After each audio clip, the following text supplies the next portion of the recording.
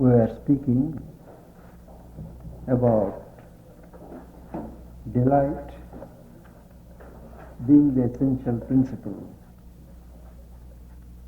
of this creation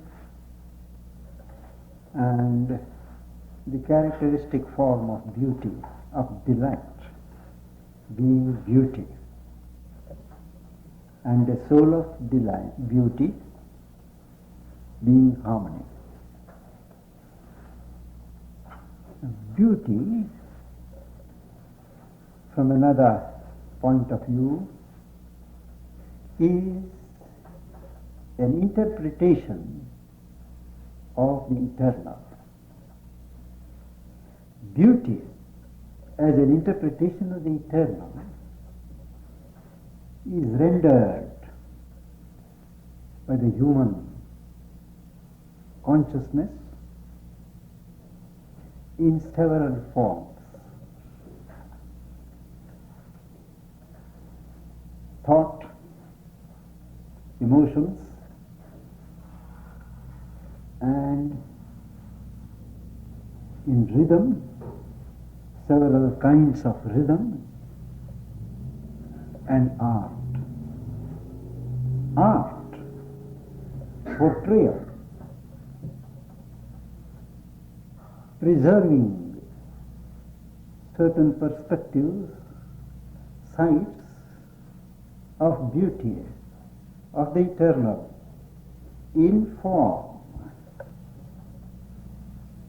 in liquid form, as in the case of a painting,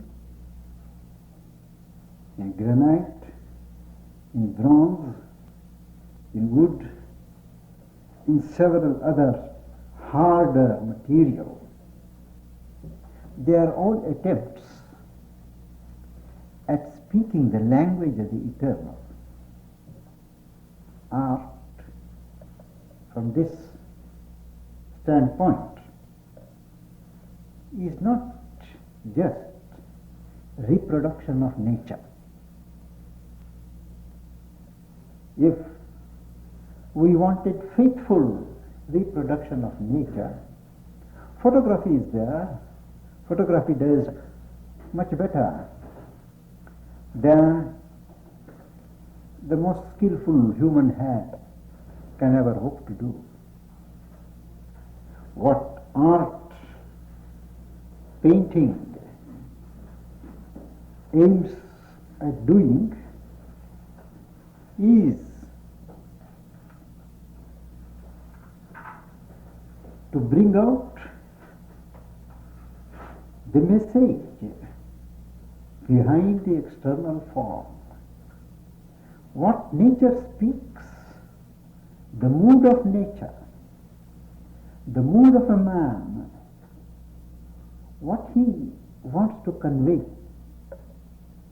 this movement of the soul, that is captured by the artist and recorded. The artist takes long to capture the vision, even if his external mind does not appear to be dwelling upon the theme. The subliminal, the inner mind goes on dwelling upon it, and only when it has seized that mood, what Sri Aurobindo calls the mobility of that soul, it renders in color, in form, and captures that moment and makes it available for all time. That's the difference between Western art as a whole and the Indian art. Indian art doesn't care for human anatomy. It is understood that even a tyro knows the human anatomy. It is the psychological existence, the subtle realm of powers, energies that seed for expression on the supraphysical planes, on the occult planes that he renders. When he renders the image of a god, say in 4 hands, certainly it does not mean he is not aware that a body can have only 2 hands when it is a human or a human-like body. The 4 hands represent the 4 special powers, faculties for which that particular being functions. The power of protection, the power of giving wealth, the power of effectuation, the power of blessing. Now these are 3 or 4. Then a Titan is represented in an epic as 10-headed. It does not really mean that he had 10 physical heads. That Titan with 10 heads really represents the human vital ego, and it has so many manifestations, different types of ego: an intellectual ego, a moral ego, a religious ego, a spiritual ego, a physical ego, and so on. You destroy one, the others are there, another springs up. To illustrate this truth, that the ego is hydra-headed, manifests in million forms, they said that the Titan had 10 heads, and so on. The art speaks with ease, where language labors to express with great difficulty. There are many truths which human language, as it has evolved, can express. There is an order of truths which our external language is unable to deliver without a very labored presentation. But art, the technique of presenting facts, things, in a few lines, in a few terms, that tells pages and pages of content. We have in India a picture of Lord Shiva. Shiva is the creator, the God who presides over this manifestation. He also destroys. Now, there is a world dance. There is a conception that there is a movement of his dancing. And when he dances, as a result, so many rhythms are thrown out. And out of those rhythms comes this creation. That is called Nataraja, the Lord of Dance. The whole science of dancing is believed traditionally to have issued from him as the presiding deity. Now, the point in my telling you is this, that he is represented, one leg is lifted up like this, the other is on the ground, and the whole movement looks as if it is a rapid turn. The pose of the legs, one leg lifted up to give momentum, is all shown. But at the very moment, the eyes are absolutely serene, blissful, half withdrawn, as if he is in meditation.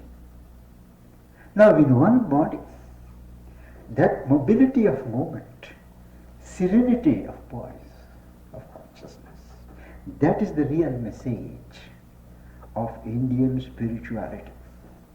That is, this world is created on a bosom of a being held in absolute rapt concentration, detached, absolute peace. All the movement is supported by this peace from here.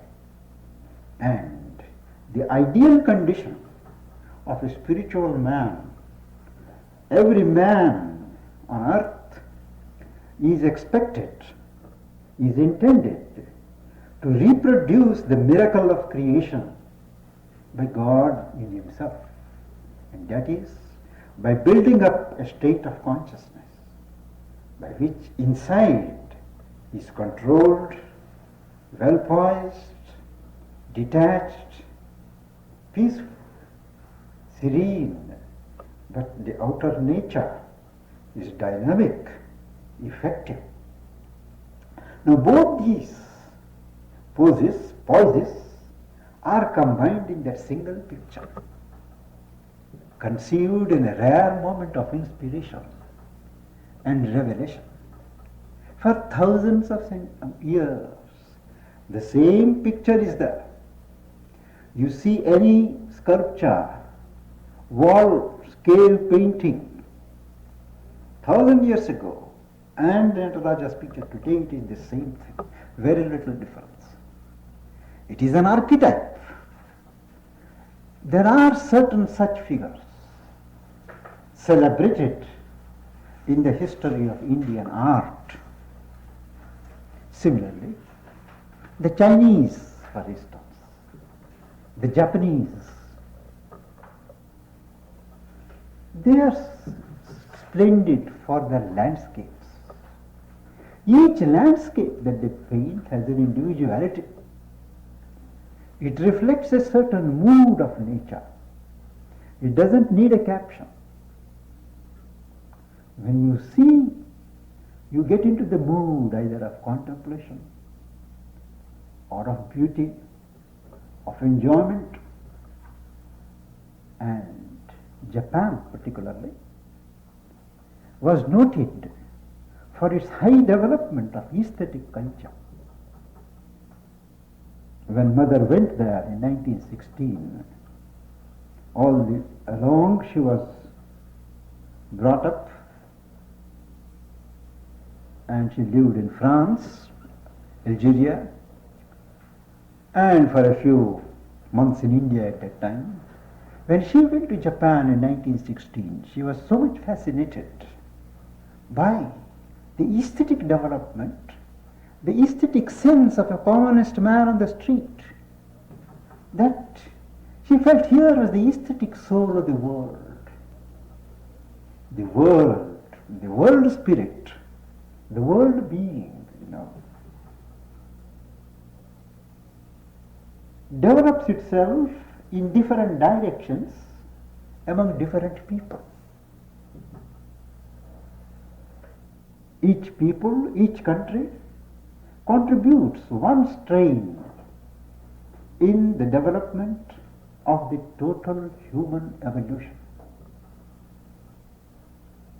In this, Japan, mother felt, they embodied best the aesthetic genius of the human race. She said for everything there was a reason. She said, in Europe, if you ask anyone, why have you put this particular picture here? They would feel sheepish. It would just be that there was space and the picture would fit in there. That's all. But if you were to ask the question in Japan, they would exactly tell you why that particular picture and no other picture would fit in there. Their flower arrangements, the way their temples and things are constructed in the mountains, the way they take their food, their tea, he said everything had an aesthetic overtone. Of course, much has changed now with the end of the Second World War and the corruption that has come over with Americanization in Japan. You know, the soul of Japan has really receded into the background. When Japan has become a militaristic nation, an imitation of the United States, trying to push its own wares even in the United States. But what it has lost from a spiritual point of view, from the point of view of its own heritage, is immense. Whether the Japanese people will recover its soul and resume its contribution, or that emphasis will be shifted to some other people, in some other country by the cosmic providence, is more than I can say. Now, what I was mentioning is that art as a science of beauty, a rendering of beauty at different levels, in different forms, in different material, has a great application in the elevation of life, refinement of the mind, and opening certain gates inside to the divine presence. And it is in that sense that spirituality is the highest art of life. A spirituality worth the name.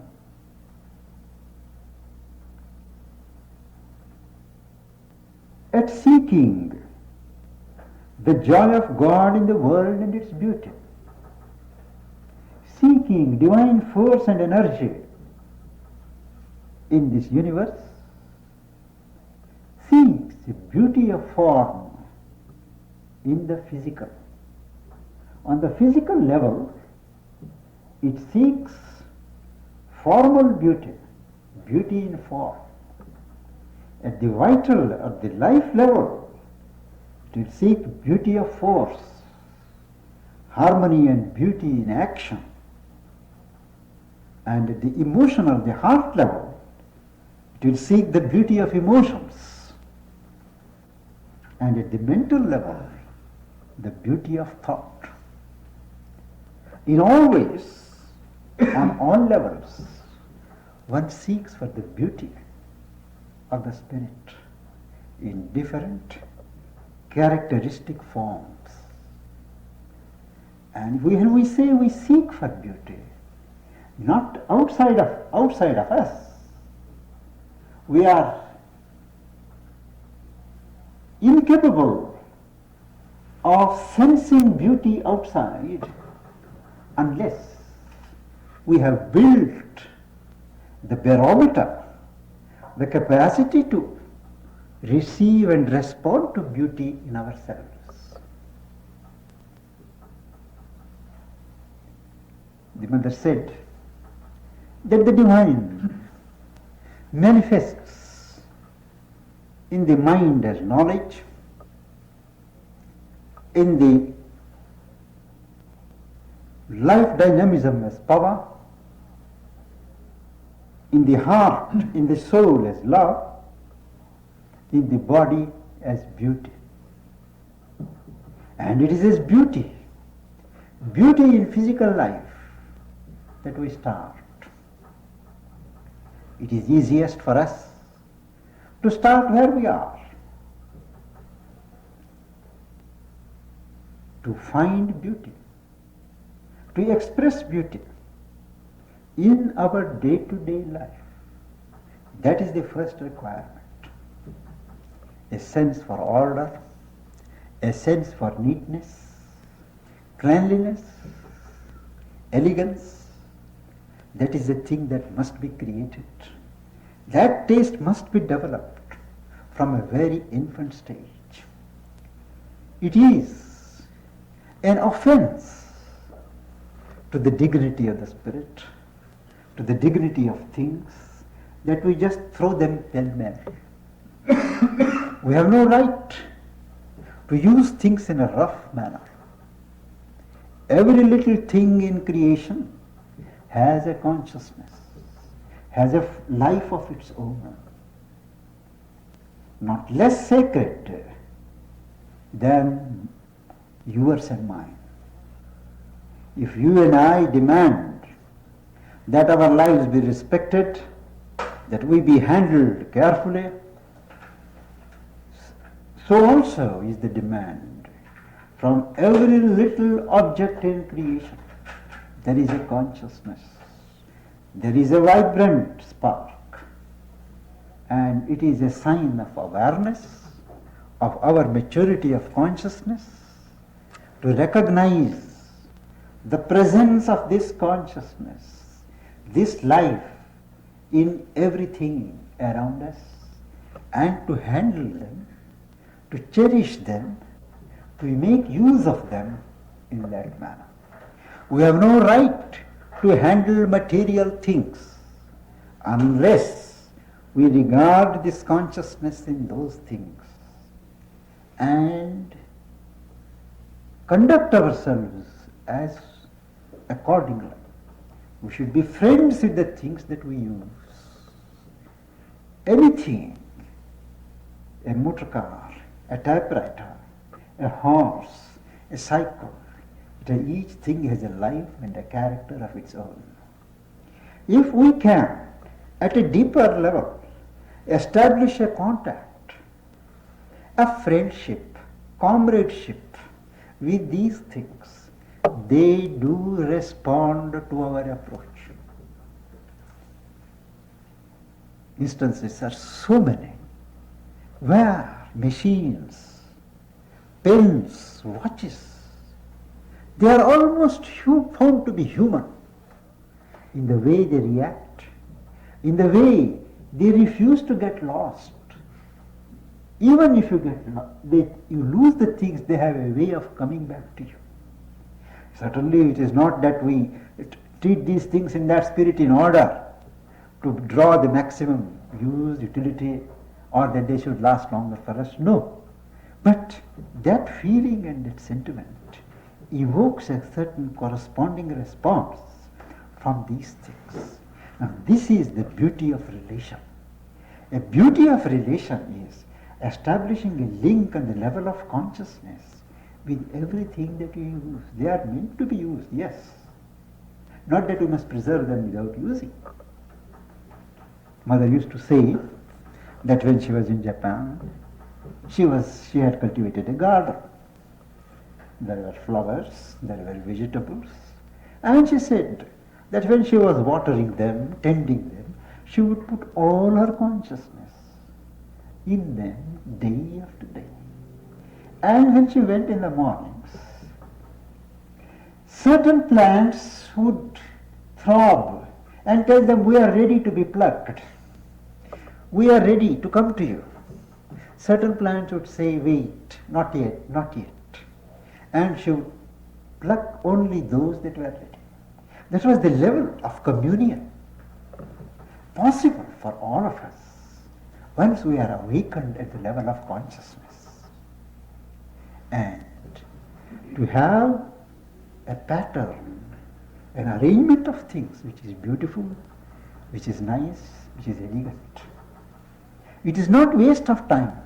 We have a certain kind of snobbery in thinking that taking care of things, material things, trying to keep them clean and tidy, it makes waste of time. It is meant for inferior people, and that we are all intellectuals or spiritual people. We have no time for these things.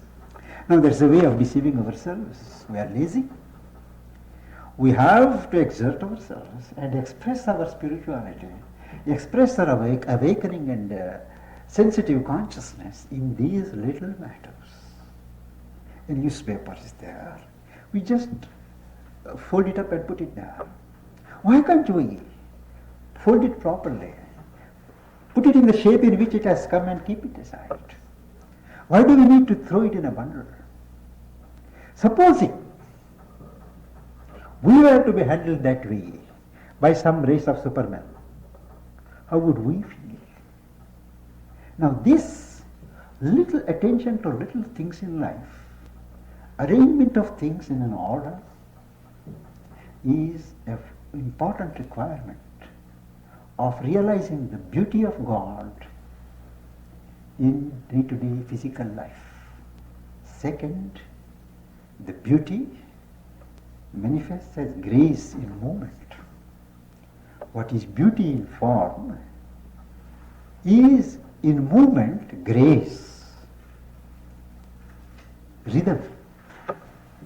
When we walk, when we sit or move, how many uncouth movements do we indulge in? Do we know how to sit erect with dignity? Look at anyone sitting in a library and reading books. How many unnecessary movements he does. Uncouth movements. If you were to photograph all the movements in 1 hour, the person would be ashamed. Now, instead of that, a dignified poise. No economy of movement.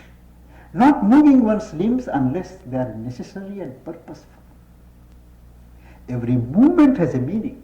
I was explaining, I think here it was, the other day, how in the Indian science, every movement, every gesture has a meaning. They are called mudras. Certain sentiments, certain moods express themselves best in the form of gestures.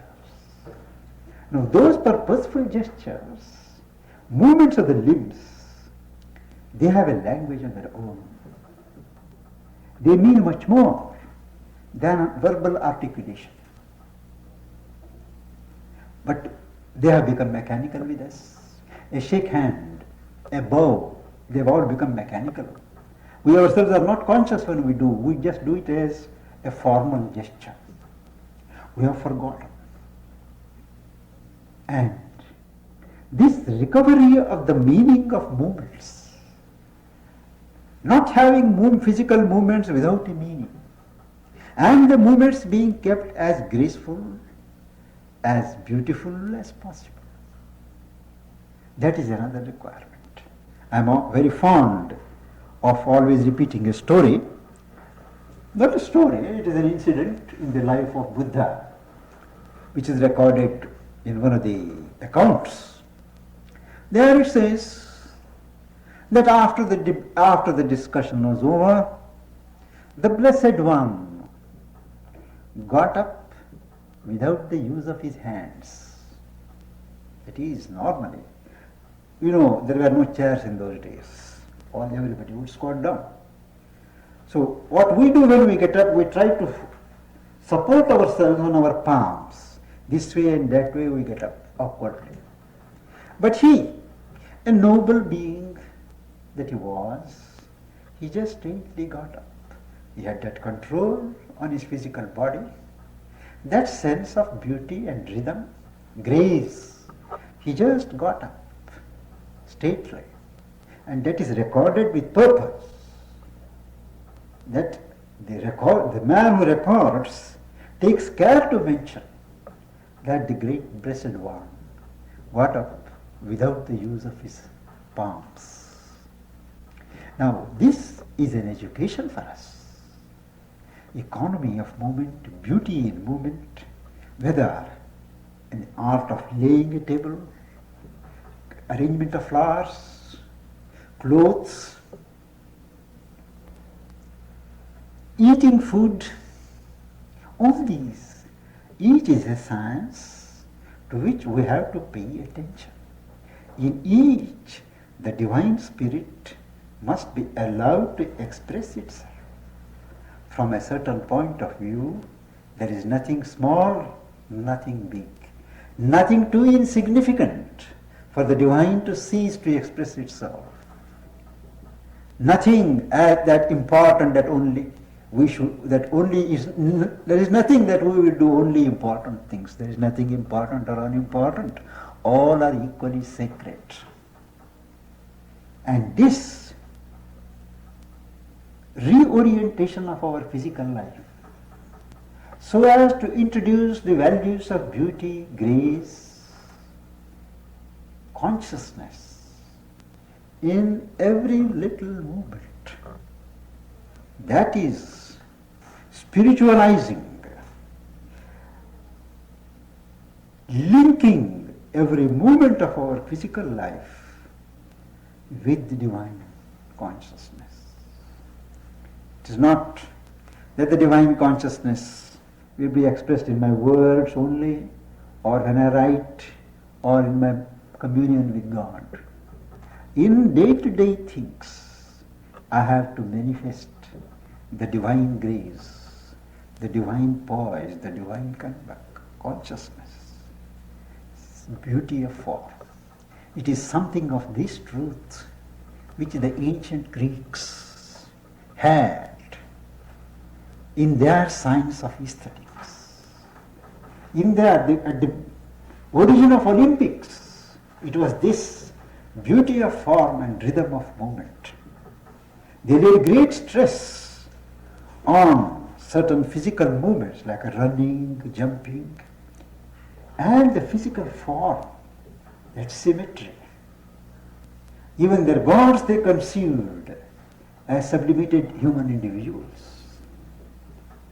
And that physical aesthesis is something distinctive contributed by the Greek mind to the sum total of human thought.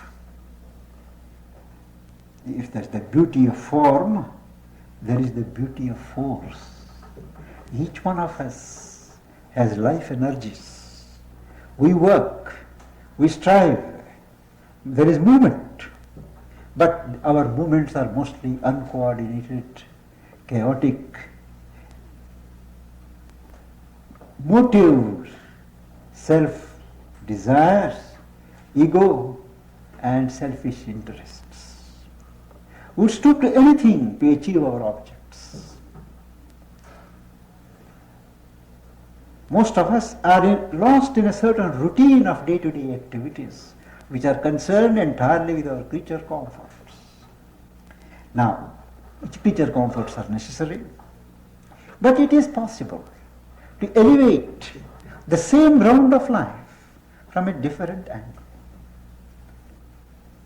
To regard this field as a field of growth, of evolution, of the soul qualities, of nobility, heroism, strength, compassion, and to utilize the day-to-day life as opportunities to express these deeper qualities instead of the outer petty qualities of rivalry, competition, doing better than the other and so on. They are animal rounds. An awakened man has got to move in a certain higher dimension. And consecration of life activities to God, offering all activities as a sacred offering of love to Him. It does not matter what work, whether it is a poet writing a poem, an artist sketching a drawing, or someone cooking in a kitchen, or driving. From a divine point of view, all work is an outpouring of energies on different levels. Now, for what purpose do you pour these energies? For your selfish purpose? That's the common draft. But for a spiritual seeker, the same outpouring of energies, he invests it with a different significance. He offers it, dedicates it to God. Whatever work he does, he dedicates it to God.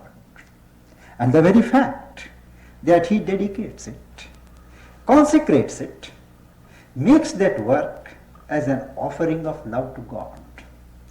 And no sincere seeker would care to give a flawed offering to God. He would try to make it as beautiful, as perfect, as sound and complete as he can. That improves the quality of the work, the quality of what one does. And certainly, one doesn't want to offer a lifeless thing to God. One pours one's love, one's devotion, one's sentiment, identifies oneself with that, and infuses his whole consciousness in the work that he does. So that work, instead of becoming a drudgery, becomes something beautiful. It becomes a beautiful experience of communion with God. This, the doctrine of works, on which I shall have occasion to dwell further in our series, is a capital way of beautifying, elevating, and spiritualizing whatever work we do in the course of our profession or earning one's livelihood. And there is the beauty of emotion. The heart is normally a mixed pot of a number of emotions, good, bad, indifferent. Most of them come up from our petty desires.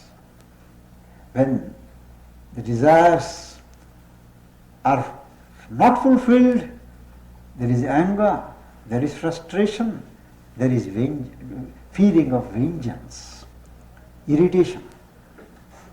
When desires are being fulfilled, more desires. So the heart, this emotional being, always seethes with currents and currents of different emotions, different emotional energies, and they cloud the soul. The soul, the self, is behind the emotional center, behind the cardiac center, and that is always covered by this mist, by this film of impure movements of desires and desire-led energy, emotions. It is the duty of a seeker who wants to realize the beauty of emotions to purify himself. To purify by rejecting expression in his being, in his thought, in his heart, to every ignoble, undignified, infrahuman tendencies, and deliberately encouraging the higher type of emotions. It is no use always to be busy with the negative things of oneself, negative feelings of hostility, anger, jealousy, and so on, which poison the system.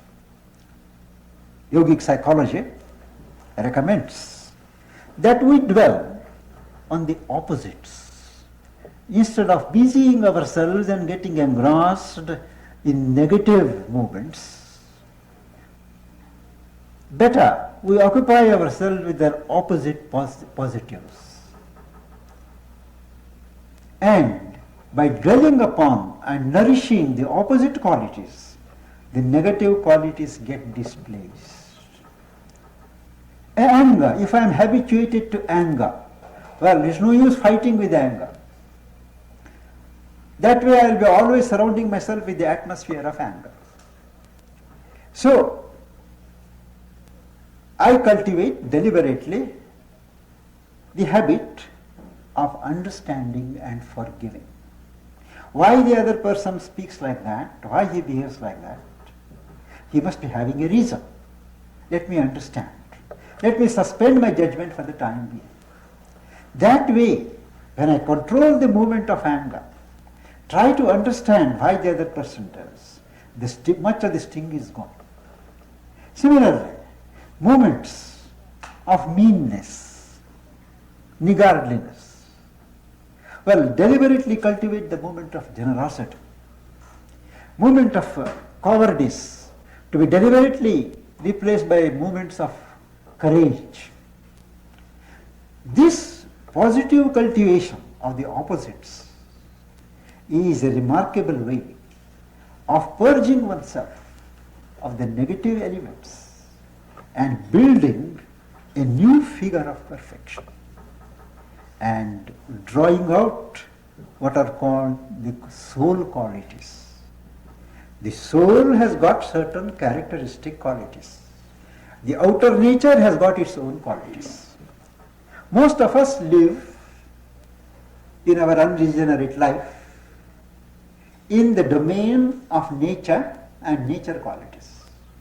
When we awake to spiritual life, want to lead higher life, it means that we have arrived at a frontier where we can cross over, and we are expected to cross over from nature into the domain of the soul and the self.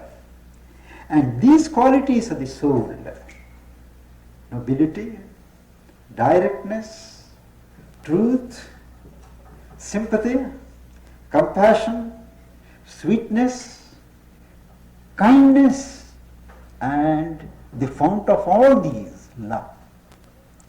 This is to be cultivated. Love, divine love, love that loves without reason, without calculation, without expecting a return, without demanding anything. Human love, what passes for love in human relations, is a parody of divine love. The love of God, or a divine godly love, that is what is called the kelson of creation. In human love, we always, when we love, we have put a claim. We expect the other person to respond, to recognize that we love, and to show in his response that he loves. If there is the person is slow in recognizing or responding, there is a resentment, there is anger, and there is frustration. That shows that love is only a transaction. Human love is only a transaction. It is not that soul love, it is a pseudo love. When the soul comes into the picture, when a ray of the soul falls on the situation, it reveals itself as a selfless, natural, spontaneous, self-giving. Somebody asked whether one would give too much. No. There is nothing like giving too much. You give yourself more and still more. There is no limit to which you can give yourself. A whole infinity opens when you start giving yourself. And that is a moment of love. When that you strike that depth of divine love, there is nothing like you and I. All becomes one. But that is possible only when the soul is bathed in a pure atmosphere of love, purity, shorn of egoism, selfishness, and is trained to completely dedicate itself. And it starts with devotion to God. That devotion expresses itself in so many ways. Adoration, offering of flowers, thinking of God, anything beautiful, thinking of God, reminding of God, taking the name of God, hearing the name of God, serving God in 100 ways. Then that outer act of adoration turns into something like inner adoration. Whatever you may be doing inwardly, there is always a regard, a sense of waiting upon the divine. And this inner adoration deepens at some stage into love.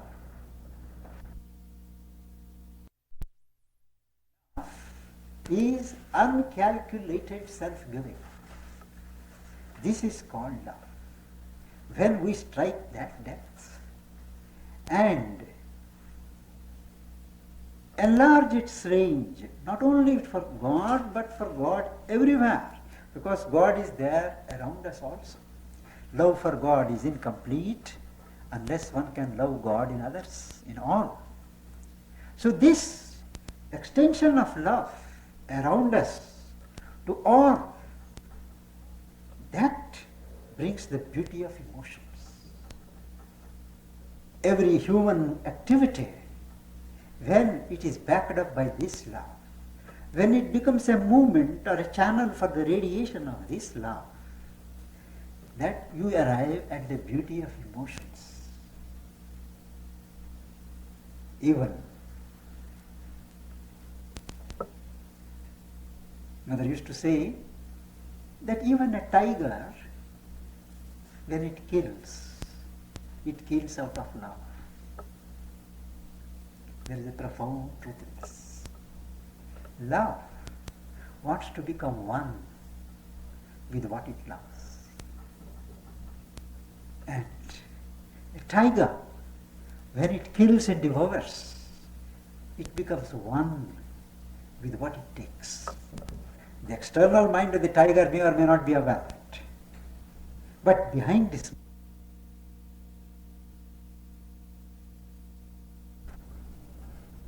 pillar of love in ourselves, at the soul level,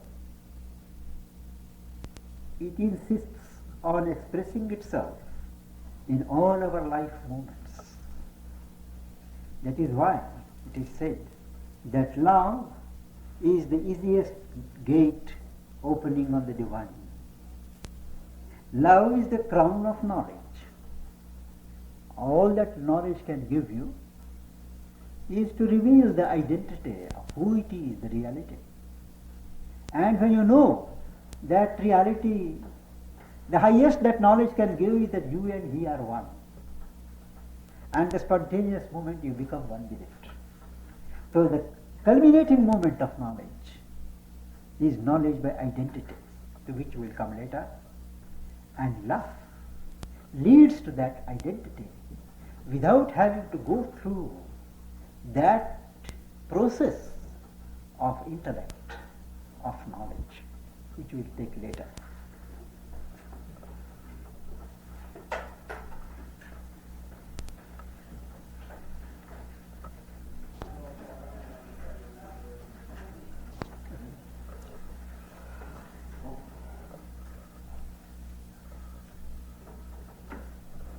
We were speaking about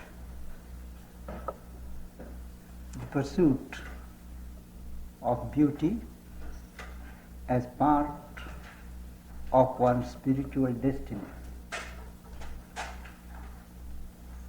In this connection, I would like to make an observation how, when one of the first things that arrested my attention when I visited this country for the first time last year was the attention paid in every household. We traveled from New York to San Francisco by car, made a distance of about 7,000 or 8,000 miles. We were traveling during the day, and I would speak in the meetings in the evenings, universities, communities, groups, young people, and so on. And at night, most of the times we would stay with some kind hosts, and they would be of all classes, very rich people, moderately rich, just making their ends meet and so on. But everywhere I was struck by the scrupulous attention paid to neatness, cleanliness, and elegance of life. I particularly was struck by the order, spick and span arrangements in the bathrooms.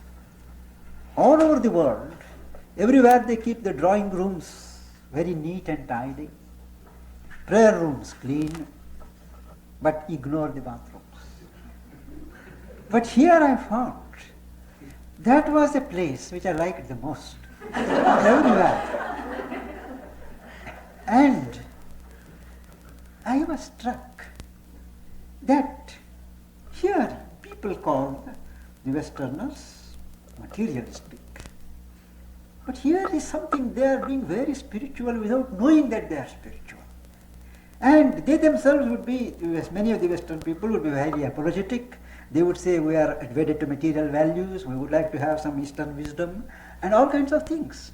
But I know with what disdain people in the East look down upon things like material things, like bathrooms and kitchens and all that. They feel it is below, their concern. They are busy with these things of the soul, the spirit, and they ignore the material things. My teacher, Sri Aurobindo, said that it is an ancient dictum in the Upanishads that matter is Brahman. Brahman is reality, the eternal. Matter is Brahman. Life is Brahman. Mind is Brahman. Delight is Brahman. That is a gradation mentioned. How man does the various grades of realizing God at different levels. So he said that the East has failed to worship God in matter.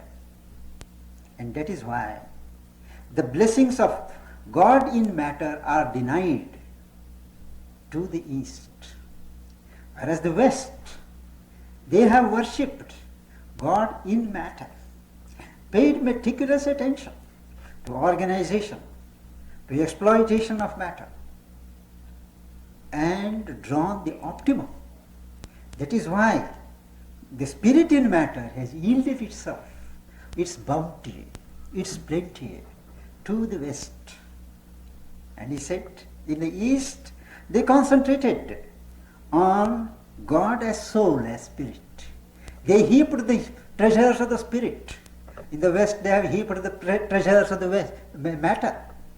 Today, the time has come when both have to meet together. And the treasures of the spirit and the treasures of matter have to combine to enrich one and whole humanity. So I was seeing that you in the West are unconsciously following this path of regarding the divine consciousness in matter, paying attention to cleanliness, to organization in the smallest detail.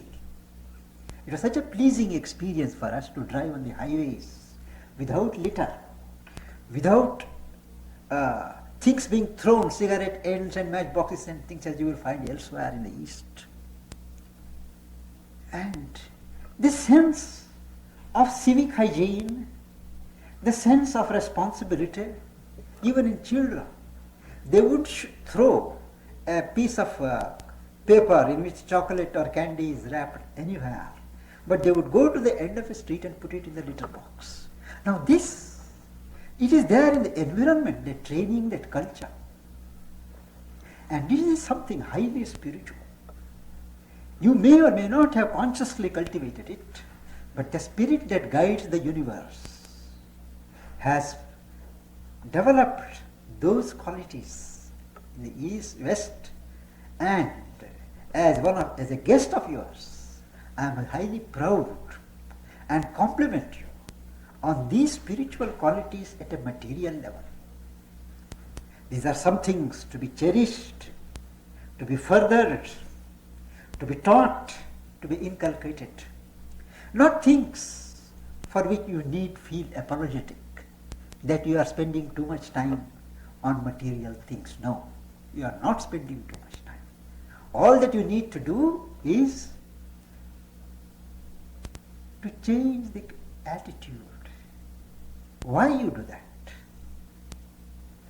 Not just to have personal sensual enjoyment, but because it improves the quality of life. Because there is a divine spirit and it has to be presented at its best, received at its highest. It is for that purpose. And nature has helped, history has helped, America has certain advantages over all the other countries in the world in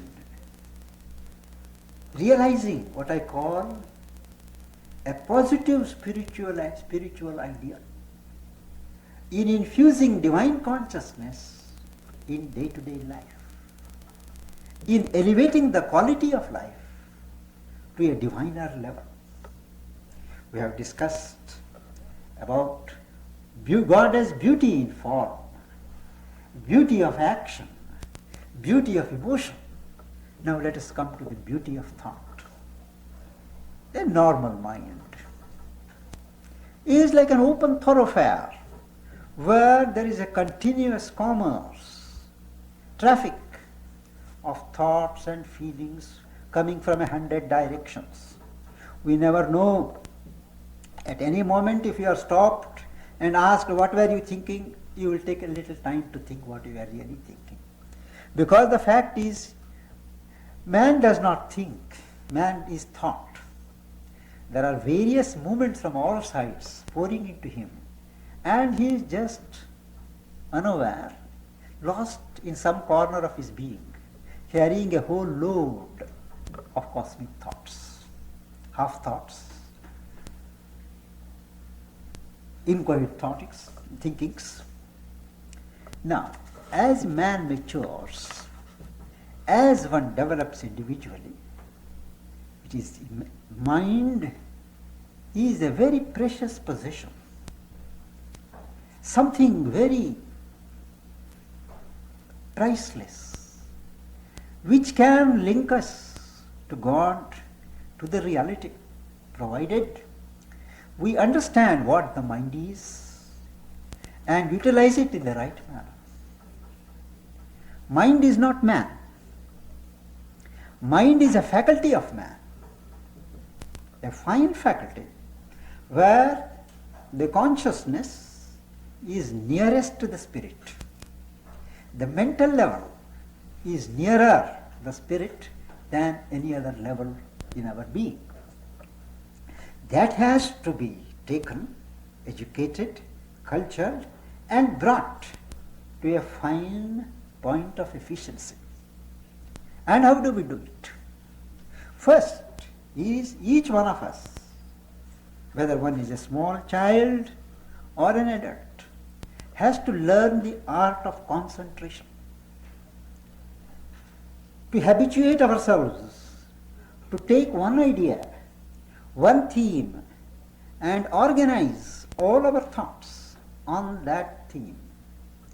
This is an exercise which we may best do during meditation. Take one theme, one idea, and pool all our resources, mental resources, on that. The different connotations, different ideas, implications of that thought, applications. That exercise in concentration, training the mind to focus itself together, side by side. We must also learn the art of enlarging our mind, extending the mind, extending the range of our mind to get knowledge from all quarters. understand the point of reconciliation of all knowledge.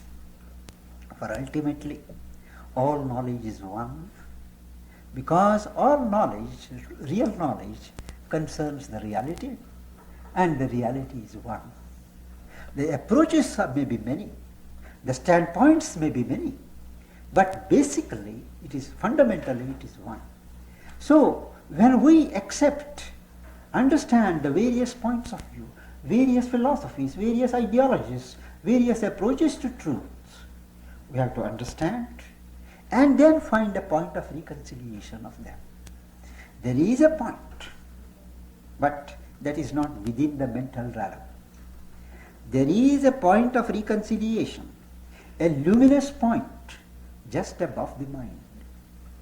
The logical intellect is not the final summit of our mental being. Beyond the logical intellect, there is what is called the higher reason. Reason uplifted to a larger intelligence. And we have to find a luminous point. Now that luminous point, instead of waiting to arrive at by our own experience, we can very well borrow from the experience of others who have realized the truth, who have known something more than we have, and take that wisdom, that presentation of wisdom with which we have a certain affinity, make that as our idea and organize all knowledge around that point of synthesis. Have a luminous idea as broad as possible, as comprehensive as you can choose, and then build a whole system of thought, understand everything from that point of view, and suspend judgment where you can't agree, where you find it difficult. Suspend judgment. Don't condemn. Judgment, to judge things, is to arrogate to ourselves a right which we don't really have. Unless we can objectively weigh the pros and cons of a thing, without allowing our personal likes and dislikes to come into the picture, we cannot be sure that we judge correctly. So we have to suspend judgment, keep as broad an outlook as possible, recognize, admit the bona fides of everyone. Everyone has a point of view. And when you reach a certain plane of consciousness, which is called the cosmic mind, the universal mind, there you will find that every truth, every presentation has a justifying basis. Even agnosticism, even atheism has a certain ground justifying that approach. So till we come to that, suspend judgment. Give the benefit of doubt, admit the bona fides of everybody. Say that cup of tea is not for me, that's all. This knowledge is true for me, I pursue that. That does not give me the right to say that your knowledge is inferior, your path is low, or your path is false. Unless I rise above my little mental judgments, preferences, likes and dislikes, I cannot get a large comprehensive view of things. And today, the growth of knowledge is such, the stress of unity of knowledge is so much that all these petty barriers are breaking.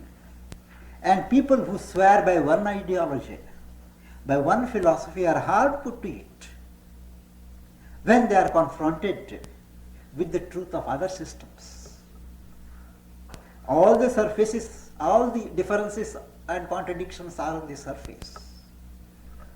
Below a certain level, the truth is one. The one is true. The manifold also is true. It is wrong for us to say only monism, only oneness is true. But based upon that oneness, the diversity, the manifoldness also is true. The one becomes the many. The many lives by the one, and the one lives in the many. If we have that conception, in the Upanishads it is said that he who has realized the self, and he has realized that self which is the self of all, what grief can he have? What remorse can he have? For he is one with all. So each one of us has to mentally first accept the possibility of uniting with all at a certain level. That knowledge is one at a certain level. Till I reach that, I have no business to condemn, criticize, find fault with others. Each knowledge, each system has its appeal, has its role to play at certain level in the evolution of humanity. Those to whom that is relevant, they have a right to have recourse to that. I cannot impose my knowledge. Though I feel mine is a larger knowledge and a wider knowledge and a more comprehensive knowledge, on someone who is quite satisfied with this narrow fanatical knowledge. I have no right to disturb the faith of an ignorant man unless he feels a lack and he looks for a new faith. This broad universal outlook, embracing the whole totality of the universe in the mind, that is really the beauty of thought, harmony of thought. This fourfold harmony, fourfold beauty of consciousness is what is meant by recognizing the role of beauty and harmony in in the evolution of man. I don't need to add spiritual, because all kinds of evolution ultimately culminate in spiritual evolution. And such a life, if I would quote one sentence from Sri Aurobindo, is it aims at creating a life of beauty, pure in line, faultless in rhythm, replete with strength, illumined with light, vibrant with delight.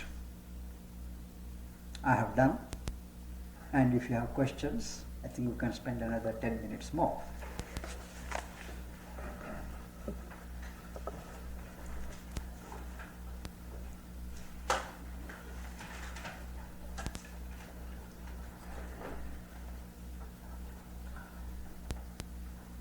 Did I hear you correctly to say that you would not disturb someone in their ignorance? Yes, if one has faith, I wouldn't disturb that person's faith with a faith for which he is not ready. I won't leave him in confusion, hanging in mid-air.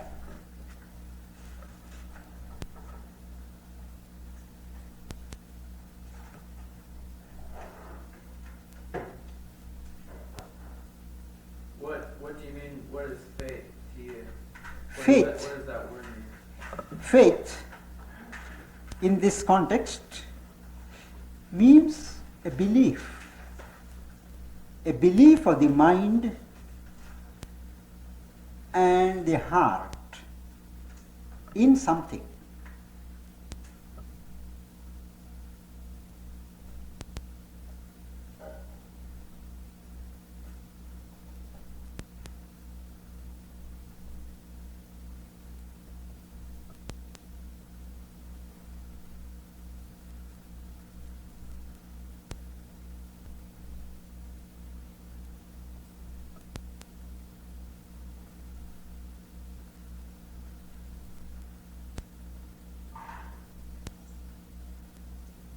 there are people in a particular religion who honestly believe that those who don't belong to that religion are infidels who should be put to death. They should not be allowed to live. And they did put others to death. But today, the conditions of life being different, they don't go to that extent. But they always look down upon other people as infidels. Now, if I were to go to him and tell him that we are all brothers in God, there is one God, we are all one humanity, and all that, I wouldn't cut any ice with him, and it will be useless, waste of time and energy for me. And supposing he is not ready for this thing, he will be suffocated. Present faith gives him a certain comfort. He builds his life, he evolves in his own leisurely way.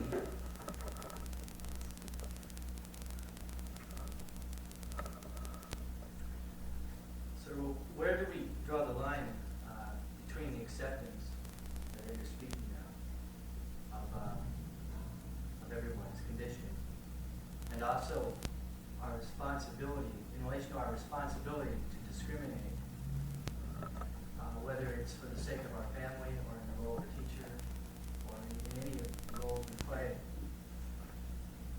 At what point? We should always work for and offer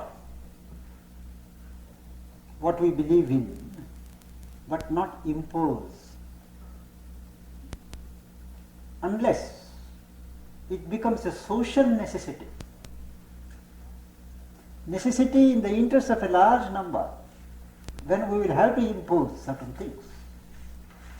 Like that, like there are certain hygienic measures which certain religions oppose. But today they are being enforced in the interest of general welfare. So we have to draw a line there. You are right. There has to be a careful balancing in these matters. But the general guideline can be we offer, but we don't impose.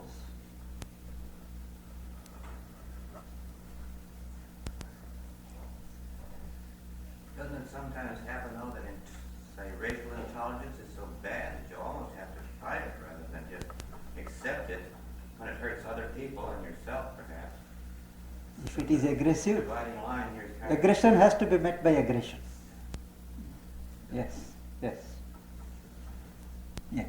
When there is a destructive person in your life, is it not better to leave this person and not associate with them, just send the love and not have them in your life? In certain conditions it may work. But in certain conditions that aggressive, destructive person may have to be neutralized by counter-violence.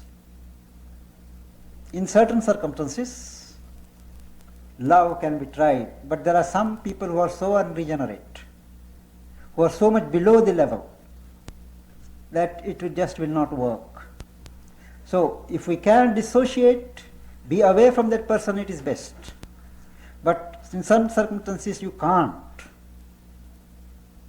Then you have to take stronger measures.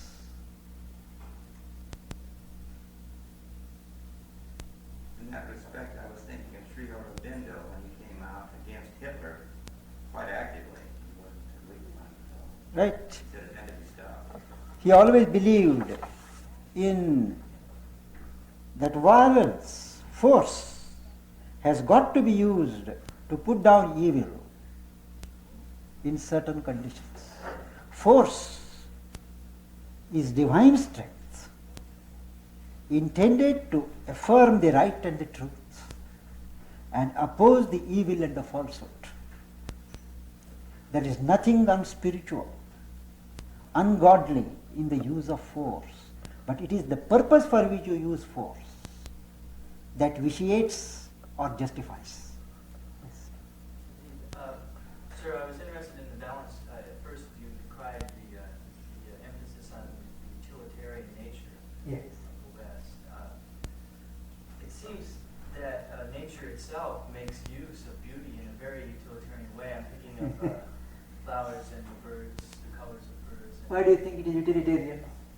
It seems to aid in it's used to aid in the propagation of the species, the attractiveness of different sexes of the birds and things like that.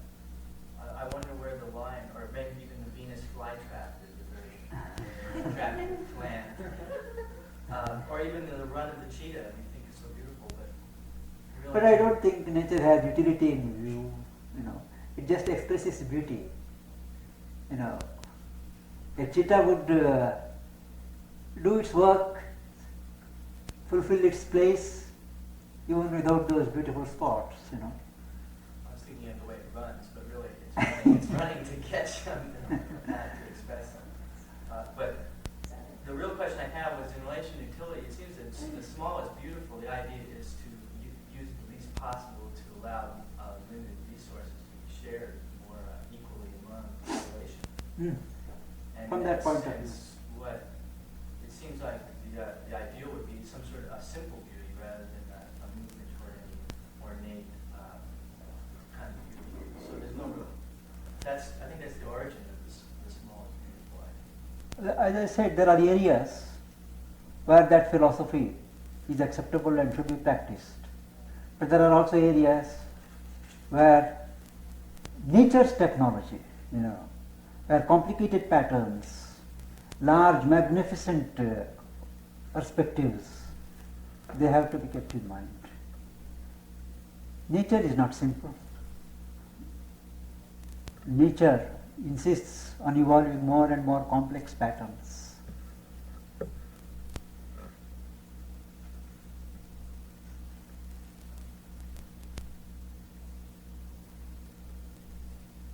I remember once hearing somebody say that there isn't a single thing that man has invented which hasn't already been invented and used by nature and with infinitely more finesse. Quite. Well, we can't imitate nature to that extent, can we? No. I think nature first posits the possibilities which man repeats and takes advantage of. Nature shows the way. Man may copy, man may improve, but ultimately nature is the mother. Like the bumblebees, won't be able to fly, but it does. Did you see? Bumblebees. It's like a bee. She said it shouldn't be able to fly, but it does. Aerodynamically, science says that the bumblebee shouldn't be able to fly. He's not built right. I see. He doesn't know he couldn't fly, so he does.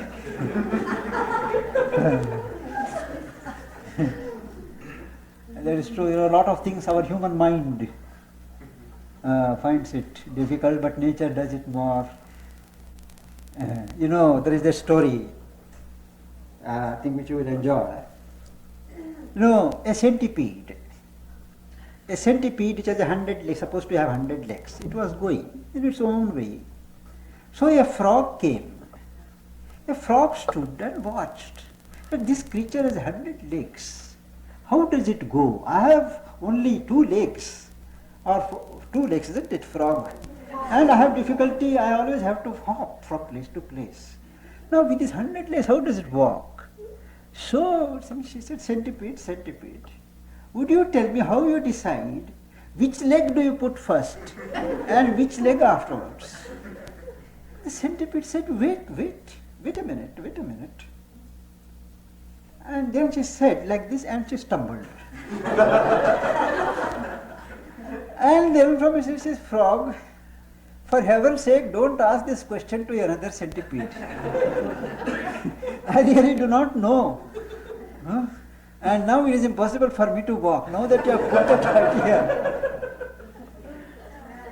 It's like that. Nature has her way, which I think we can't improve upon.